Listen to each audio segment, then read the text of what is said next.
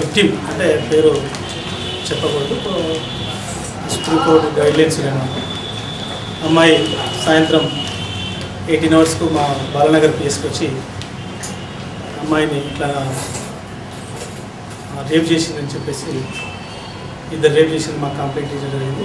దాని మీద మేము కేసు రిజిస్టర్ చేసి అండర్ సెక్షన్ 376G అంటే గ్యాంగ్ రేప్లో కేసు రిజిస్టర్ చేయడం జరిగింది.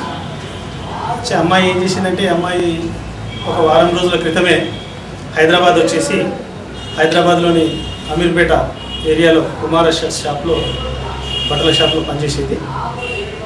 అక్కడ గీత అనేటటువంటి అమ్మాయితో పరిచయం ఉండడం వల్ల ఆ అమ్మాయి రూమ్లో ఉంటుంది. దీంట్లో ఒక అక్యూజ్డ్ వెంకట్ అనేటువంటి వాటర్ సప్లై చేసేవాడు. ఈ వాటర్ సప్లై చేసేటటువంటి వెంకట్తో అమ్మాయికి మెల్లగా పరిచయం ఉంది. అక్కడ వాటర్ సప్లై చేసింది. ఆ వాటర్ సప్లై తోటి వీడు పండుగ సందర్భంగా అమ్మాయి ఊరికి పోలేదని తెలుసుకొని వీడు అమ్మాయిని తీసుకొని వచ్చాడు. అంతకుముందే వెంకట్కి సంబంధించినటువంటి ముగ్గురు ఫ్రెండ్స్, వెంకట్, ఆ తర్వాత వచ్చేసి ప్రవీణ్ ఒకడు, తర్వాత నరేష్ అనే ముగ్గురు రంగారెడ్డి నగర్లో ఉన్నటువంటి ముగ్గురు చిన్నప్పటి నుంచి ఫ్రెండ్స్. కొద్ది చెడు అలవాట్లకు, జల్సాలకు, తాగుడుకు అలవాటు పడినాను.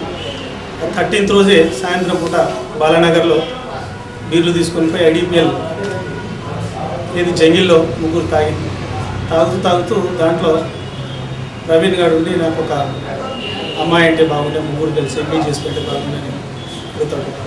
దానికి వెంకట ఏం చేస్తారంటే, నాకు పరిచయం ఉన్నటువంటి అమ్మాయిని తీసుకొస్తానని ప్రవీణ్ బండి తీసుకొని పోయి ఈ పరిచయం ఉన్నటువంటి అమ్మాయి ఎవరైతే ఉందో విక్టిమ్ గర్ల్ అమ్మాయిని తీసుకొని వచ్చిన తర్వాత ముగ్గురు కలిసి అమ్మాయిని జంగిలో తీసుకొని పోయి ఒకరింకొకరి తర్వాత అమ్మాయిని రేప్ చేయడం జరిగింది.